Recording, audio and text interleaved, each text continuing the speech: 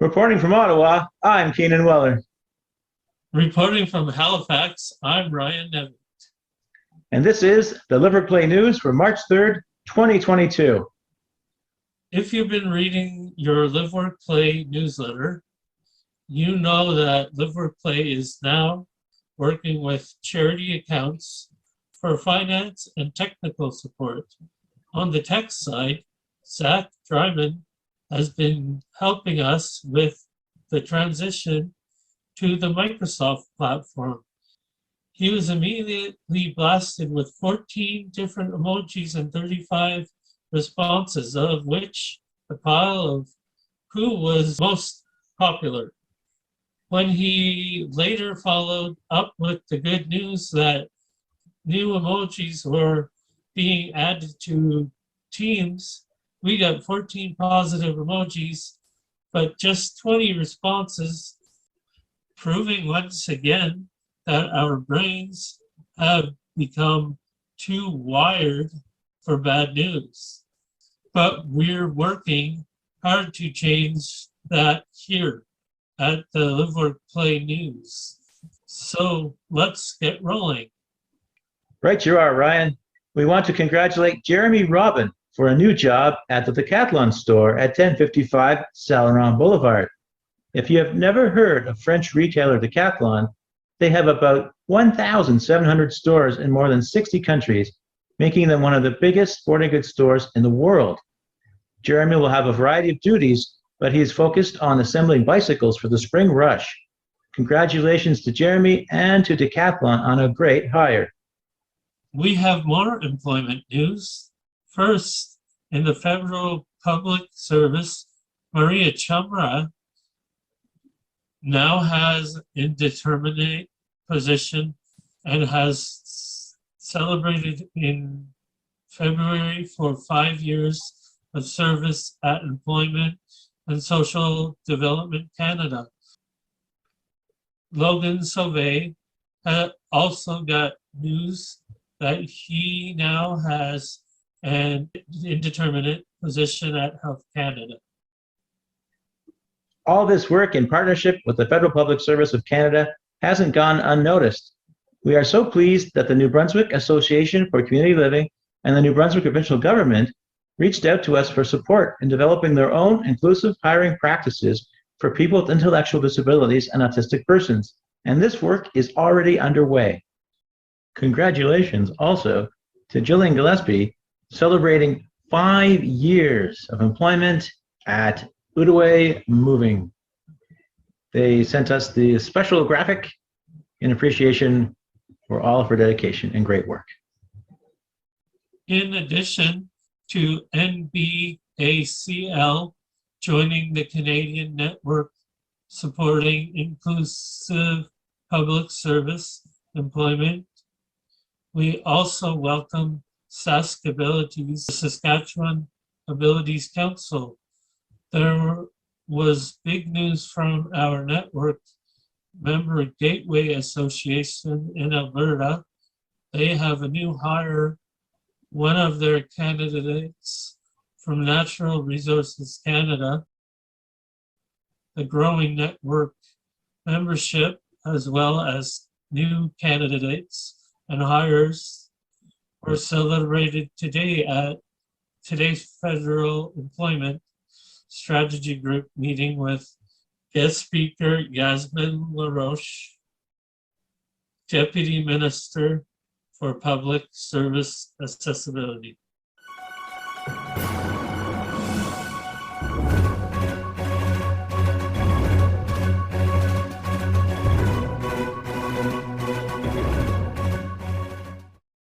It's Julie here to give you an update on what's happening with our staff team.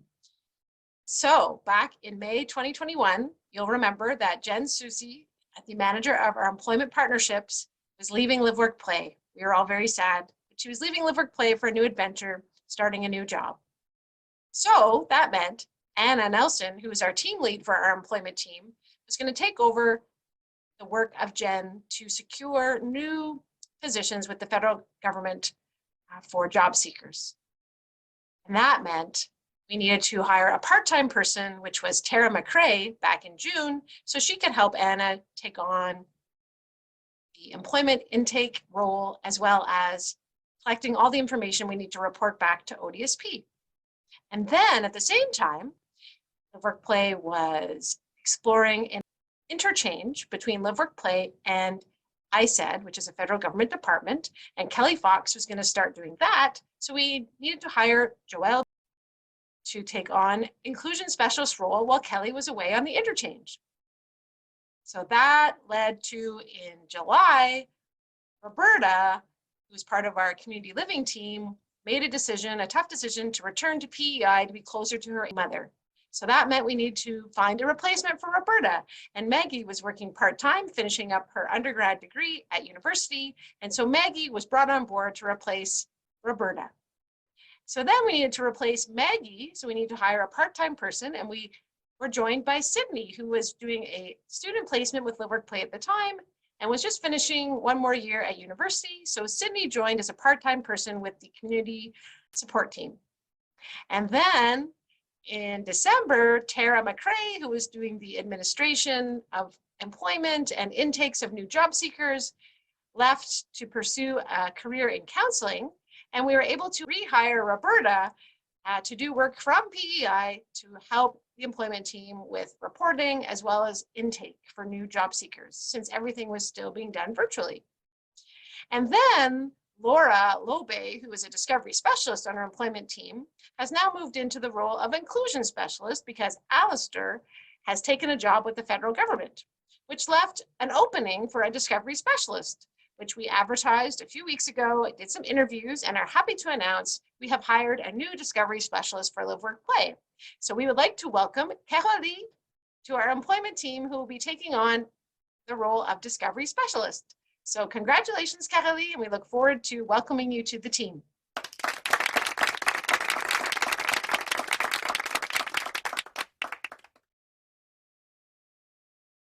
Hello.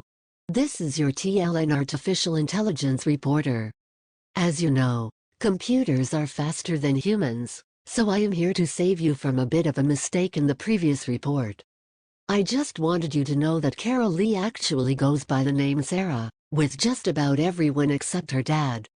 So I didn't want you to come to the next event wondering why there is a staff member named Sarah, who looks exactly like Carolee. Thank you. Our next item is sad news. With the passing of Eleanor Pinsonneault, we extend our condolences to husband Raymond and her children, Richard, Raymond, Simone, and Daniel, and her grandchildren, Veronique, Sarah, Sophie, Joel, Riley, and Mary.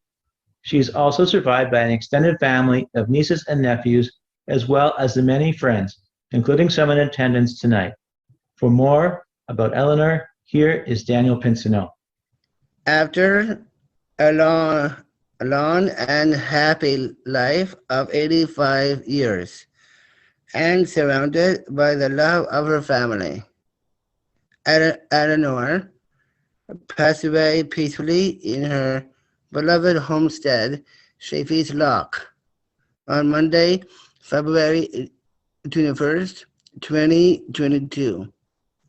You can make a donation in her memory to LiveWorkPlay, or a charity of your choice.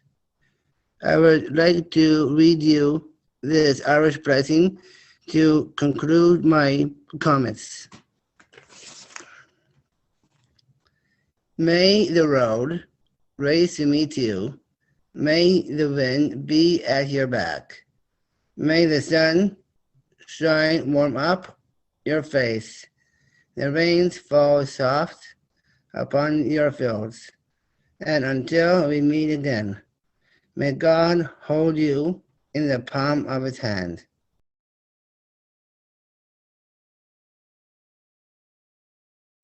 Thank you, Daniel, for that touching tribute. In the neighborhood news, we want to congratulate Heather Jenkins on her new apartment and recognize Matt Sutty for his second-year anniversary in his apartment. We also got the huge news that our amazing friends and partners at Multi-Faith Housing Initiative will be building a new nonprofit housing on LeBreton Flats. Do we see a LeBreton Flats address as a future for some LiveWorkPlay members? The latest polling here at LiveWorkPlay News says yes, it's happening. Let's talk hobbies. We've got one that has never been mentioned before. Chris Jones has taken up the violin. He's just getting started, but surely it is only a matter of time until we can feature a live performance. Pets are not exactly a hobby, they're just the cutest things ever. And Joseph Halchuk is excited to share with the world his newest member of the family, the very adorable Fergus the puppy. In other news, Joelle Perrier is happy to announce the latest member of their family. His name is Rumble, and he's been stealing everyone's hearts on Zoom calls for the past month. As the current chair of the Ottawa Developmental Services Network, Julie Kingstone has been doing a great job working with more than 15 members agencies to open line of communication with area family members. This includes a 5-part series of a variety of topics, from individualized support to affording housing. The turnout has been tremendous. The feedback has been great. A reminder, if you had some news to share and you didn't see it on the edition of the LiveWorkPlay News, that could be because, other than your humble co-hosts, the LiveWorkPlay News is a lean operation. So lean, in fact, there isn't anyone else. We count on you, our members and viewers, for our great stories and features. Please keep them coming. Over the next couple of months, we need them for Make a Buzz in May. Let's face it, we didn't get the 2020 or the 2021 that we wanted, and 2022 isn't exactly all butterflies and rainbows either. But there's a lot of good in the world and a lot of love in the world, and it's important that we notice and celebrate it. So congratulations to Rebecca Coxon and Mohammed Munir on their engagement. That's right, folks, Rebecca's getting married.